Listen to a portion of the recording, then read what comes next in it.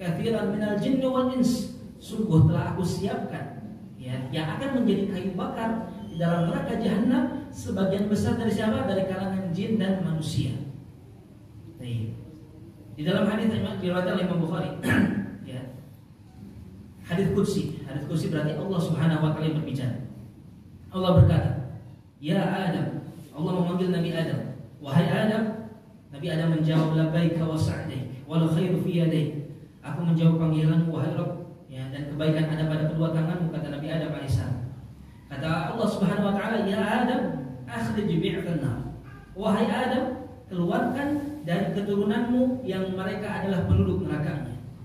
Kata Adam alaihissalam berkata kepada Allah Subhanahu wa taala, "Fama bi'atan nar?" Seberapa banyak wahai Rabb, seberapa banyak ya Allah dari anak cucu keturunanku yang mereka adalah penduduk neraka. Apa kata Allah Subhanahu wa taala? Min kulli tis'ah wa tis'ah wa tis'in. Kata Allah Subhanahu wa taala, dari setiap 1000 orang anakmu wahai Adam, maka penduduk nerakanya adalah 999 orang. Hanya neraka jahanam. Ya. Oleh karena itu Bapak-bapak, Ibu-ibu sekalian yang mudah-mudahan dijaga dan dirahmati oleh Allah Subhanahu wa taala, ya, ini merupakan peringatan keras bagi kita. Dan ini pun pelajaran besar bagi kita. Pelajarannya apa? Jangan aneh. Kalau zaman sekarang, ketika kita membawa kebenaran, ketika kita membawa kebaikan, ketika kita membawa Al-Quran dan Sunnah Nabi SAW, bagaimana apa yang terjadi? Orang-orang mencemooh, orang-orang mengejek, mencela, ya, membubarkan kajian atau apapun itu dilakukan oleh sebagian orang. Ya, belum lagi makar-makar orang-orang kufar yang sangat-sangat mengerikan. Ya, kenapa? Karena kalau demikian penduduk neraka itu lebih banyak. Kalau kita lihat kenapa sekarang orang-orang kufar kok lebih kuat, lebih banyak, memang seperti itu Allah jadikan. Ya. Jangan aneh. Ya. Ingat kata Allah Subhanahu wa taala, "Huffatil jannah bil makari." Surga itu Allah kelilingi dengan perkara yang tidak kita sukai. Seorang muslim harus capek-capek, lelah-lelah untuk beribadah kepada Allah Subhanahu wa taala. Mereka bahkan harus mengorbankan sebagian harta. Ya, tidak jarang pula dari kalangan kaum muslimin mengorbankan nyawanya untuk Allah Subhanahu wa taala. Mereka kehilangan hal-hal yang mereka cintai. Untuk apa? Untuk Allah Subhanahu wa taala. Kita tidak bisa sebebas orang-orang kufar dalam kehidupan kita. Ya, mereka apapun mereka lakukan bebas, ya. Apapun yang mereka mau lakukan enggak peduli dengan apa ketentuan Allah Subhanahu wa taala. Sehingga mereka mungkin kaya, negaranya besar, kaya raya dan lain sebagainya. Enggak apa, memang demikian Allah jadikan. Karena apa? Penduduk neraka itu jauh lebih banyak daripada penduduk surga. Dan kita untuk menjadi satu orang ini tidak mungkin mudah. Ya, pasti ada banyak sekali rintangan-rintangan yang harus kita hadapi. Dan sebaliknya dengan neraka, Allah Subhanahu wa taala jadikan surga tempat yang sangat-sangat lapang, lowong. Tidak ada penduduk di sana, sedikit sekali. Ya. Dan ketika Allah Subhanahu wa taala mengatakan, kata Rasulullah SAW ketika menjelaskan tentang ayat yauma naqulu li jahannam hal imtalat wa taqulu hal min mazid, ya, kata Allah Subhanahu wa taala dalam surat Qaf, aku katakan kepada neraka jahanam hal imtalat, apakah engkau sudah penuh wahai jahanam? Apa kata neraka jahanam? Hal min mazid. Ya Rabb, apakah masih ada tambahan? Masih meminta tambahan terus. Ya, kata Rasulullah, la tazalu fi jahannam yulqa fiha. Terus menerus dilemparkan ke dalam neraka jahanam. Orang kufar, orang-orang munafik, orang-orang yang banyak maksiat, orang-orang yang tidak pernah berbuat baik kepada kedua orang tua, orang-orang yang tidak pernah berbuat baik kepada tetangga dan sebagainya, malah memberikan madarat kepada orang-orang sekitarnya dan lain sebagainya. Orang-orang yang berakhlak buruk, dimasukkan ke dalam neraka. Ya. Kemudian kata Allah Subhanahu wa taala, apakah masih perlu tambahan? Apa kata neraka, ya Allah, apakah masih ada tambahannya? Maka apa yang selanjutnya? Hatta yadhu Rabbul Izzati fiha qadamah. Sampai Allah Subhanahu wa taala meletakkan kakinya di dalam neraka. Fayanzawi ba'daha ila ba'd, maka semuanya menjadi penuh sesak. Ya. Maka apa kata neraka? Barulah neraka mengatakan qattun ya Rabbi izzatika wa karamik. Cukup wahai Rabb, sungguh dengan kekuatan dan kemuliaan. Ya. Neraka tidak kuat menahan kaki Allah Subhanahu wa taala. Wala yazalu fil jannati fadlun, kata Rasulullah. Adapun di surga selalu ada tempat kosong. Ya. Hatta yunsyi'allahu laha khalqan, sampai Allah menciptakan makhluk yang baru. Fa yuskinahu fadlal jannah, dan Allah tempatkan tempat-tempat kosong yang ada di dalam surga. Sehingga kalau mau masuk surga itu memang susah, karena hanya sedikit yang akan berhasil masuk ke sana. Ya, jangan aneh ketika kita di dunia sulit sekali ya untuk mengejar surga ini, pasti godaannya itu besar sekali. Meninggalkan perkara-perkara yang haram, kita sudah tahu ini nggak boleh, ini haram nih. Ya, ini perkara yang dilarang dalam syariat. Bisa, ini sudah kadung menjadi kebiasaan kita. masalah riba misalnya, masalah hal-hal yang Allah tetapkan, ini begini, ini halal, ini haram, kita berat. Dan ketika kita melaksanakannya, berusahalah, bersungguh-sungguhlah, istiqomahlah. Ingat, kita takut neraka. Kita bukan ingin dipuji manusia, bukan, tak peduli orang mau ngejek kita, mau mencela kita, memang seperti itu adanya, pasti akan seperti itu. Kita tetap fokus beribadah sama Allah, beramal soleh, lakukan kebaikan, amalkan seluruh ajaran Rasulullah SAW. Kenapa? Karena kita nggak mau masuk neraka. Ya. Dari ayat yang tadi kita sebutkan, walaqad dzara'na li jahannama katsiran minal jinni wal ins. Ya. Setelah aku siapkan kata Allah sebagian besar dari manusia dan jin sebagai kayu bakar api neraka. Ini menunjukkan bahwasanya keadaan asal kita semua itu diciptakan, kita tercipta untuk menjadi umpan terbakarnya api neraka. Itu keadaan asal kita. Dan ini pula yang menjadi salah satu bentuk kerugian yang dijelaskan oleh Allah Subhanahu wa taala dalam surat Al-Asr. Apa kata Allah Tabaraka wa taala? Wal 'asr innal insana lafi khusr. Ya, demi masa bahwasanya manusia benar-benar berada di dalam al-khusr, benar-benar berada di dalam kerugian. Ini hukum asalnya. Innal insana, sesungguhnya al-insan. Al ini berarti semuanya manusia. Ya, semua manusia benar-benar berada di dalam kerugian. Illa barulah dikecualikan. Alladzi illa alladziina aamanu wa 'amilus shalihat, kecuali mereka yang beriman dan beramal saleh. Beriman berarti dia beramal dengan amalan hatinya. Dia mentauhidkan Allah Subhanahu wa taala. Dia tidak berani-berani untuk menyembah selain Allah Subhanahu wa taala. Dia yakin dengan seyakin-yakinnya bahwasanya dialah Allah Subhanahu wa taala yang menciptakan segala sesuatu, yang menakdirkan segala sesuatu. Ya, turunnya hujan, demikian pula berubahnya siang dan malam dan lain sebagainya, itu adalah ketentuan Allah Subhanahu wa taala. Dia beriman, dia beramal dengan amalan-amalan hatinya. Wa 'amilus shalihat, dan dia pun beramal dengan anggota tubuhnya, dari berzikir kepada Allah, dari sholat, dari saum, dari zakat, ya dari menolong sesama, berbuat baik kepada tetangga, yang paling utama berbuat baik kepada kedua orang tua. Ya, seorang suami memberikan nafkah kepada istrinya, mendidik anaknya dan lain sebagainya. Maka itu adalah amal saleh. Wa tawasau bil haqqi wa tawasau bis sabr. Kemudian yang selanjutnya, mereka yang saling mewasiatkan, ya, mereka yang mendakwahkan dari isi dari al-haq, isi dari amal saleh, isi dari iman. Dan mereka pun mendakwahkan di atas al-haq tersebut, dan mereka pun berdakwah untuk selalu bersabar. Menunjukkan apa? Untuk keluar dari keadaan asal tadi, kita harus bersabar. Kita nggak bisa cengeng, aduh nggak bisa nih, kita perlu uang, kalau nggak minjem ke bank nggak bisa kita cengeng seperti itu. Harus sabar kepada Allah Subhanahu wa taala. Ya. Kalau kita katakan aduh nggak bisa nih, kita tetap harus ikut gayanya orang-orang kafir itu. Kalau nggak gitu nanti kita dicemooh, nggak bisa. Kita harus sabar. Allah mengharuskan kita untuk bersabar, ya, untuk menghadapi itu semua. Kenapa? Karena kalau kita nggak berhasil sabar di sini, kita harus bersabar dari apa? Dari adab neraka yang tentu saja kita tidak akan mampu untuk menahannya. Ya. Oleh karena itu, ini merupakan peringatan keras. Hendaknya kita benar-benar menjadikan bahwasanya neraka ini satu pelajaran bagi kita, agar kita tidak berani, ya, untuk menembus syariat Allah Subhanahu wa taala, untuk berani-berani memasukkan diri kita ke dalam hal-hal yang Allah larang. Semua yang halal telah jelas, yang haram pun telah jelas. Nabi kita Muhammad SAW telah meninggal menunjukkan telah sempurnanya syariat Islam. Ya. Oleh karena itu tiada lain bagi kita kecuali mengucapkan apa? Sami'na wa ata'na. Aku dengar dan aku taat. Kenapa itu semua? Sekali lagi, salah satu motivasi terbesar kita adalah karena kita takut kepada neraka. Karena kita gak mau untuk masuk ke dalam neraka. Kemudian yang selanjutnya, para jemaah sekalian, mudah-mudahan dijaga rahmat Allah Subhanahu wa taala. Ya, salah satu hal yang akan dihadapi oleh manusia, para penduduk neraka, di dalam neraka, ya, maka mereka akan mengalami, jangankan azab secara spesifik, ketika mereka bertemu dengan neraka atau keseharian mereka di dalam neraka sendiri, itu merupakan hal-hal yang menyakitkan, hal-hal yang membuat mereka akan betul-betul kesakitan betul. Baik. Pertama kali ketika mereka bertemu dengan neraka, disebutkan dalam surat Al-Mulk, kata Allah Subhanahu wa taala, "Idza ulqu fiha sami'u laha shahiqan wa hiya tafur." Ketika manusia dipertemukan dengan neraka, sami'u laha shahiqan, mereka para penduduk neraka mendengar syahiq. Syahiq ini bentakan, teriakan neraka. Jadi nerakanya berteriak, belum apa-apa udah berteriak udah membentak kepada para penduduk neraka. Ya, beberapa riwayat menyebutkan di antara bentakan mereka, ngapain kalian kesini? Ya, kenapa? Apa yang telah kalian perbuat di dunia sampai kalian mau masuk ke sini? Dan bentakannya ini syahid, suara yang mengerikan sekali. Teriakan neraka ini teriakan yang sangat-sangat mengerikan. Ya. Bagaimana dikatakan mengerikan? Di dalam ayat yang setelahnya kata Allah, "Idza ulqu fiha sami'u laha syahiqan wa hiya tafur." Ya, dalam keadaan neraka menggelegak, panas, bergejolak di belakangnya. Takadu tamayyazu minal ghair. Hampir-hampir mereka para penduduk neraka ya ketika mendengar teriakan tersebut hampir-hampir hancur tubuhnya. Kenapa? Karena saking takutnya. Karena saking takutnya mendengar teriakan dari neraka ini. Teriakannya ini menakutkan. Ya, baru ketemu, belum apa-apa. Baru ketemu aja udah berteriak dengan sangat-sangat mengerikan.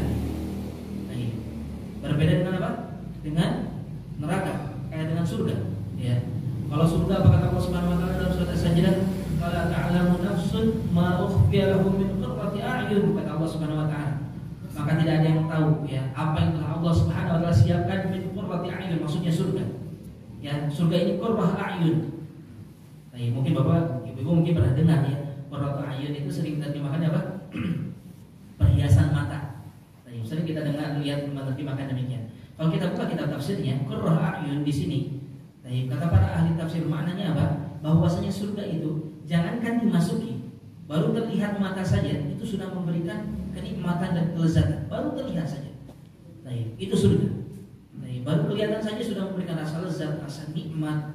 Apalagi ketika mereka masuk ke dalamnya dengan nikmat-nikmat yang sangat-sangat luar biasa.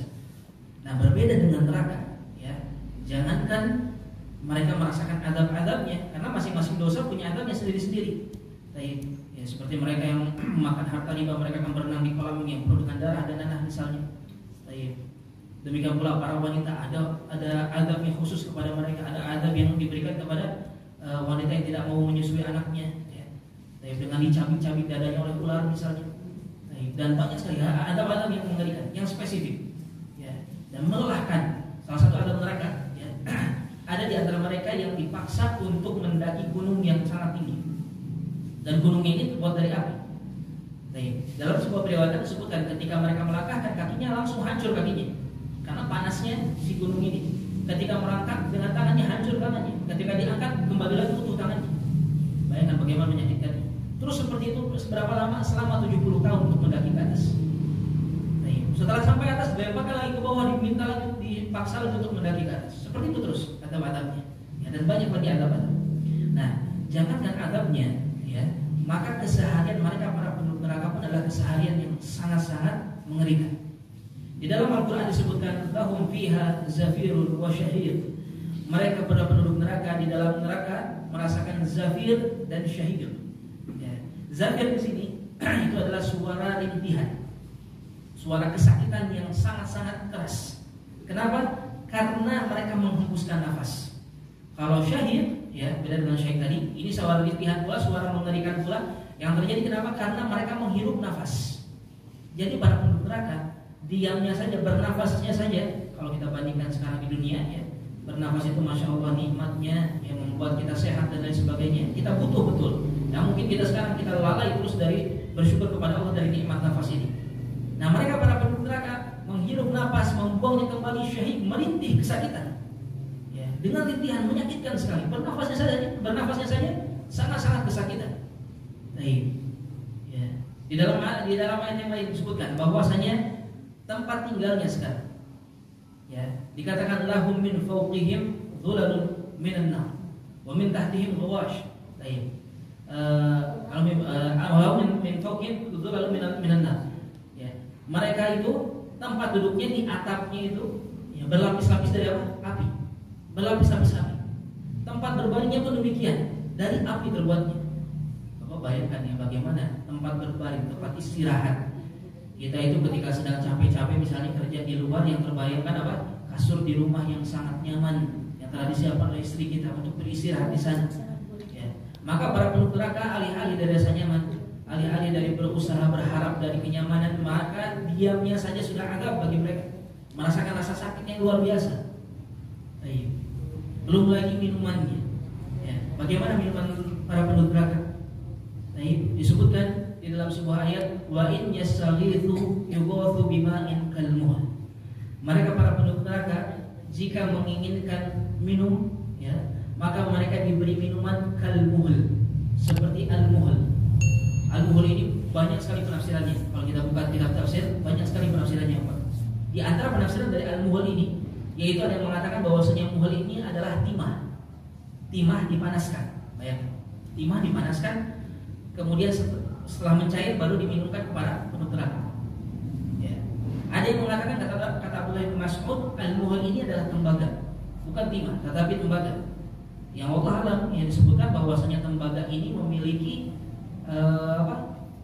harus suhu lebih panas lagi untuk dicairkan. Ya.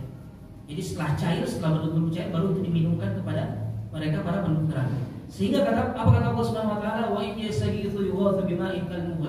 Ketika mereka minta minum, artinya apa? Haus penduduk neraka ini, kehausan, pengen minum. Tapi apa ketika mereka minta minum? Yughathu bima'in kalmuhl, mereka dikasih minuman dari al-muhl tadi itu. Alih-alih dari mendapatkan rasa nyaman, ya hilang dahaganya, bukan yashbil wujuh, hancur wajahnya ketika diminum. Ya, bi'sa syarab, inilah sejelek-jelek minuman, wasa'at murtafaqa, dan sejelek-jelek tempat untuk beristirahat. Nah, oleh karena itu, ya para jamaah sekalian, maka neraka ini bukanlah hal yang kita bisa berkompromi dengannya. Neraka adalah satu hal yang benar-benar harus kita hindari. Ya, sesempit-sempitnya, semeranak-meranaknya seorang di dunia, tidak akan sesengsara para penghuni neraka. Yang mana mungkin penghuni neraka ini ketika di dunia adalah mereka orang-orang yang bergelimang harta, adalah orang-orang yang kaya raya, orang-orang memiliki segala sesuatu. Tapi mereka dapatkan itu dari apa? Dari bermaksiat kepada Allah Subhanahu Wa Taala. Ya, mereka dapatkan itu semua dari kezaliman kepada sesama manusia dan lain sebagainya. Tapi ketika di neraka, ya, maka mereka tidak akan lagi merasakan rasa nyaman tersebut. Justru menjadi sangat-sangat sengsara. Dan kita di dunia, ya, sesengsara apapun yang harus kita lalui, apalagi itu karena melaksanakan syariat Allah misalnya. Ya, tidak jarang orang-orang harus miskin karena dia melaksanakan syariat Allah Subhanahu Wa Taala. Betapa banyak orang-orang yang Allah Subhanahu Wa Taala kuatkan mereka untuk menghadapi ujian, ya, ketika tahu ilmunya, oh ternyata ini nggak boleh, oh ternyata ini halal, ternyata pekerjaan saya ini bukanlah pekerjaan yang halal misalnya. Akhirnya mereka meninggalkan pekerjaannya, mereka hidup dalam tanda kutip kemiskinan. Tetapi itu semua tidak akan seberat apa yang akan dihadapi oleh para penduduk neraka Allah Subhanahu Wa Taala.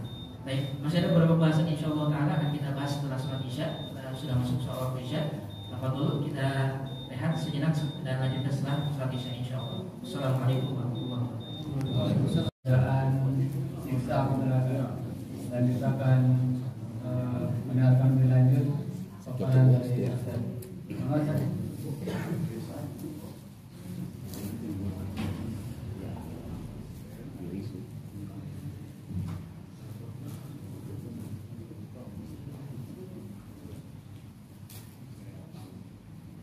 Bismillahirrahmanirrahim. Assalamualaikum warahmatullahi wabarakatuh. Alhamdulillah wassalatu wassalamu ala Rasulillah wa ala alihi wa ashabihi wa man walah. Amma ba'd. Insyaallah kita lanjutkan kembali. Insyaallah pembahasan tentang neraka ini tentu saja pembahasan yang cukup panjang sebagaimana kita singgung di awal tadi. Ya, betapa banyak hal-hal yang bisa kita pelajari tentang bagaimana menjadi neraka. Nah, satu hal yang perlu kita ketahui pula, ya, bahwasanya azab neraka salah satu faidah utamanya sebagaimana Allah Subhanahu wa taala sebutkan di dalam Al-Qur'anul Karim, ya, dzalika liyukhawwifullahu bihi ibadah. Yang demikian itu setelah Allah Subhanahu wa taala ceritakan sebagian dari azab neraka. Salah satu faidahnya, ya, salah satu tujuan utamanya liyukhawwifullahu bihi ibadah. Dalam rangka Allah Subhanahu wa taala menakut-nakuti hambanya. Dalam artian apa? Yang Allah Subhanahu wa taala inginkan dari kita semua dengan mengetahui ilmu tentang neraka adalah agar rasa takut kita bertambah kepada Allah Subhanahu wa taala. Dan inilah salah satu ciri-ciri dari mereka orang-orang yang beriman, ciri-ciri dari mereka orang yang berilmu. Dan mereka pun beriman ini dengan keilmuan karena mereka akan menambah keilmuannya untuk menambah keimanannya. Jadi Bapak dan Ibu jamaah yang mudah-mudahan dijaga dan dirahmati oleh Allah Subhanahu wa taala, bahwasanya yang namanya iman itu bertambah dan berkurang. Bertambah dengan ketaatan dan akan berkurang dengan kemaksiatan. Baik. Jadi salah betul kalau ada orang yang mengatakan, saya mah sudah beriman kepada Allah Subhanahu Wa Taala, cukup saya sudah beriman, ya nggak perlu saya sholat lagi, nggak perlu saya beramal lagi. Ya ini kesalahan besar. Baik, satu hal yang salah besar. Karena yang namanya keimanan itu perlu kita pupuk, perlu kita tambah dengan bagaimana, dengan berilmu, dengan mencari ilmu agama. Baik, demikian pula salah mereka yang mengatakan, yang mungkin sering bawa ya, apalagi anak muda zaman sekarang, mereka dengan mudahnya mengatakan, kok bisa-bisanya sih orang-orang yang sok alim ini, kata mereka, orang-orang yang sok suci ini, mereka seperti mengkamling-kamlingkan surga, dan memastikan orang-orang masuk neraka. Bukan demikian ya. Amalan, hal-hal yang mengerikan tentang neraka kita sampaikan, hal-hal yang bisa mendekatkan kita kepada surga kita sampaikan. Ada masalah seorang pasti masuk surga atau masuk neraka itu ketentuan Allah Subhanahu Wa Taala. Tetapi hal-hal yang salah tetap harus kita salahkan. Dan harus kita ketahui pula bahwasanya seorang ketika mereka bermudah-mudahan dengan maksiat, maka apa yang terjadi? Keimanannya akan terus terkikis, keimanannya akan terus berkurang. Sangat mungkin, mereka keimanannya akan bagaimana? Akan hilang. Ya. Dan kalau keimanan sudah hilang berarti apa? Orang ini sudah tidak lagi beriman kepada Allah, kekufuran yang terjadi kepada mereka. Dan ini, para jamaah sekalian, bapak dan ibu yang benar-benar dijaga rahmat Allah Subhanahu Wa Taala. Ini satu pemandangan yang kita saksikan zaman sekarang. Betapa banyak kaum muslimin, mereka mengaku sebagai muslim, mereka mengaku adalah seorang yang berKTP Islam, orang tua saya adalah muslim, ya. Tetapi karena mereka menganggap remeh terhadap maksiat mereka lakukan, akhirnya apa? Terjatuh ke dalam kekufuran. Banyak sekali kekufuran dilakukan zaman sekarang, bahkan oleh orang-orang Islam, oleh pemuda-pemuda kaum muslimin. Jadi yang namanya kufur, Bapak, itu tidak mesti syirik. Kalau yang namanya syirik sudah pasti apa? Kufur. Salah satu bentuk kekufuran adalah dengan seorang syirik. Apa itu syirik?